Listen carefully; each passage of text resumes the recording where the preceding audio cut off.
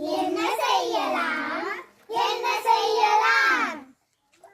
பருப்புகளை பாதுகாக்க என்ன செய்யலாம்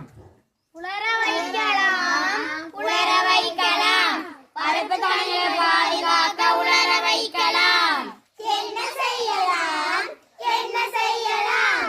மகாநீரை பாதுகாக்க என்ன செய்யலாம் உப்பு சேர்க்கலாம் உப்பு சேர்க்கலாம் மகாநீரை பாதுகாக்க உப்பு சேர்க்கலாம் என்ன செய்யலாம்